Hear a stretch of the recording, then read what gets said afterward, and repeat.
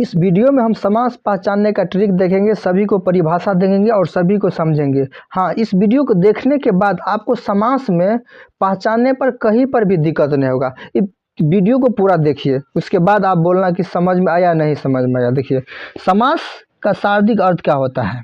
ठीक, पहला क्वेश्चन यही बनेगा, समास का शाब्दिक अर्थ होता है क्या। तो समास का शाब्दिक अर्थ होता है संक्षेप या छोटा करना। समास का शाब्दिक अर्थ क्या होता है, संक्षेप या छोटा करना। उसके बाद समास किसे कहते हैं, यानी समास का परिभाषा। समास किसे कहते हैं, समास किसे कहते हैं, जब दो या दो से अधिक सार्थक शब्द पदों को मिलाकर एक नया और छोटा शब्द बनाया जाता है, उसे समास कहते हैं। यानी जब दो या दो से अधिक पद मिलकर एक छोटा और नया शब्द बनता है, उसे समास कहते हैं।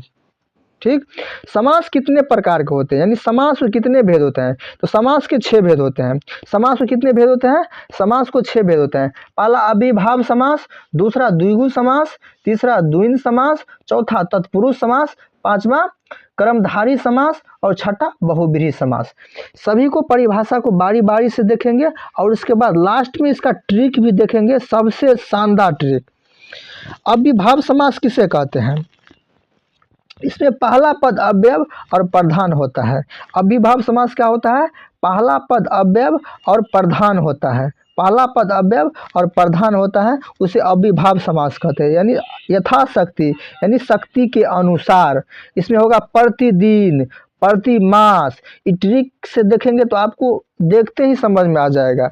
इसके बाद द्विगु समास किसे कहते हैं, इसमें पहला पद संख्यावाचक होगा। क्या होगा, पहला पद संख्यावाचक होगा, यानी संख्या बताने वाला होगा। जैसे चौराहा है, 4 राहों का समूह। जैसे पंचवटी, पंचभुज, ये सब क्या होगा, ये सब होगा द्विगु समास। उसके बाद आगे देखते हैं।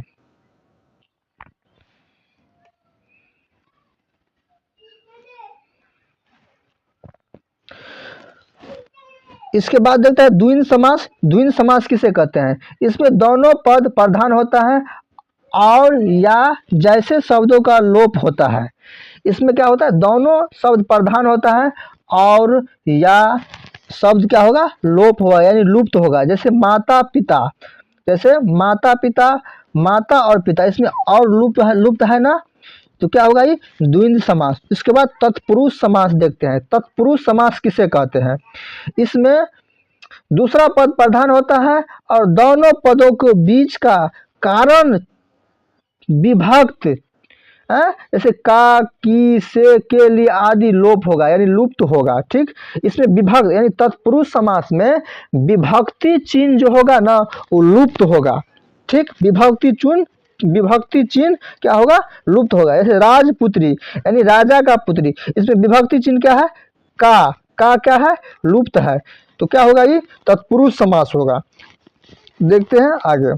कहते हैं इसमें पहला पद और दूसरे पद का विशेषण होता है या दोनों पदों के बीच उपमेय उपमान का संबंध होता है। जैसे नील कमल, यानी नील है जो कमल। ठीक, इसके बाद बहुब्रीहि समास देखते हैं लास्ट। इसके बाद ट्रिक देखेंगे।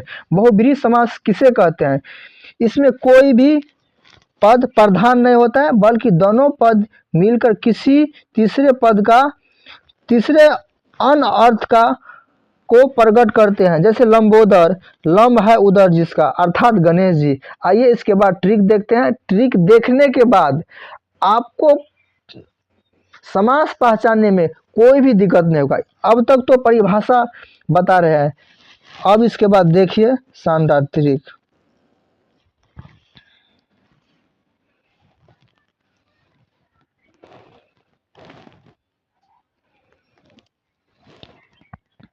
देखिए, अविभाव समास पहचानने का ट्रिक क्या है, सबसे खतरनाक ट्रिक। यदि यथा, प्रति, बे, भर और एक चीज 2 बार शुरू रहेगा, तब होगा क्या, अविभाव समास। यानी यथा, प्रति, बे, भर, एक चीज 2 बार, इतना से शुरू रहेगा, यानी यथा से शुरू रहेगा, प्रति से शुरू रहेगा, बे, भर, एक चीज 2 बार। जैसे यथाशक्ति, यथाशक्ति, यथा है ना शुरू में, तो क्या होगा, अविभाव समास। यानी यथासंभव, यथासंभव, यानी यथा से शुरू है तो अविभाव समास। यथा भक्ति, यथा भक्ति को क्या होगा, प्रति यथा भक्ति अविभाव समास होगा।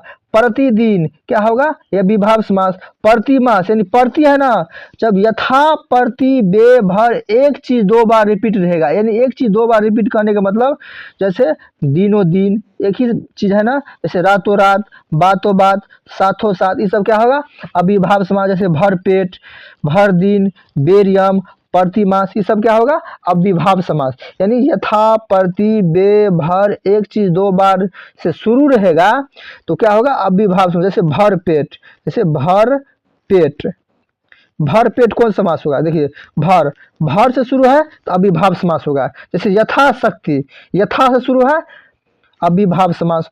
समझ में आ गया होगा उम्मीद है। उसके बाद द्विगु समास देखते हैं, द्विगु समास देखते हैं। उसके बाद क्या देखेंगे हम, द्विगु समास। क्या देखेंगे इसके बाद, द्विगु समास। देखिए इसमें संख्या का बात होगा, इसमें क्या होगा संख्या का, इसमें संख्या का बात होगा। जैसे 1 2 3 4 ये सब संख्या, इसमें क्या होगा द्विगु समास में संख्या का बात होगा। जैसे चौराहा, चौराहा, चौराहा, चौ मतलब 4, पंचवटी, पंच मतलब 5, तो क्या होगा द्विगु समास होगा। त्रिभुज, त्रि मतलब 3, तो क्या होगा द्विगु समास होगा। जैसे चतुर्भुज, चतुर मतलब 4, तो क्या होगा द्विगु समास होगा। त्रिभुज, त्रि मतलब 3, यानी संख्या का बात हुआ तो क्या होगा द्विगु समास। त्रिवेणी, तो क्या होगा द्विगु समास। यानी इसमें संख्या का बात होगा, यानी संख्या यानी नंबर का बात होगा। इसमें नंबर, नंबर का बात होगा, क्या होगा द्विगु समास। आइए अब नेक्स्ट देखते हैं।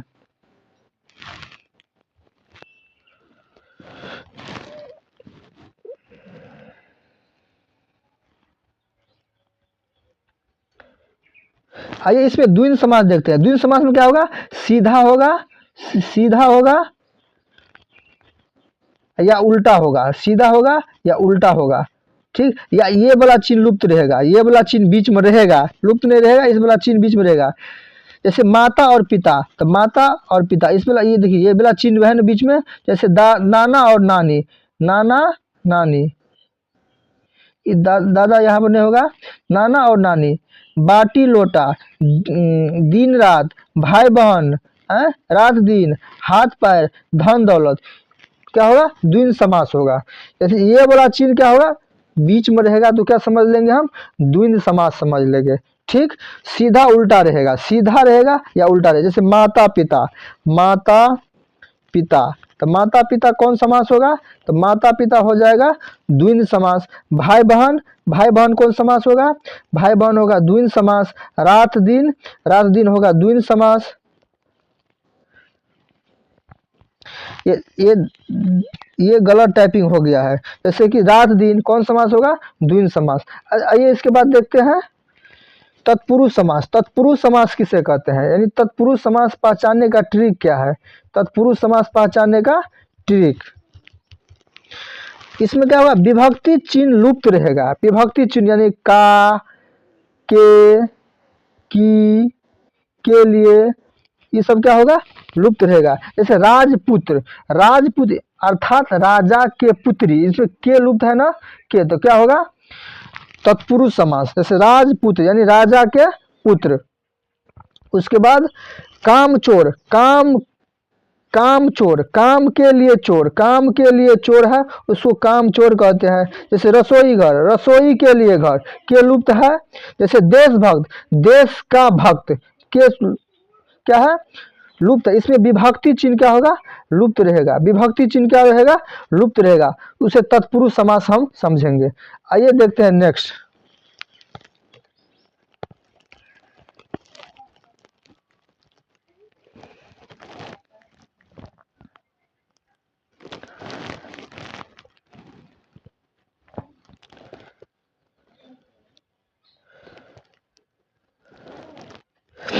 इसके बाद देखेंगे हम क्रमधारी समास।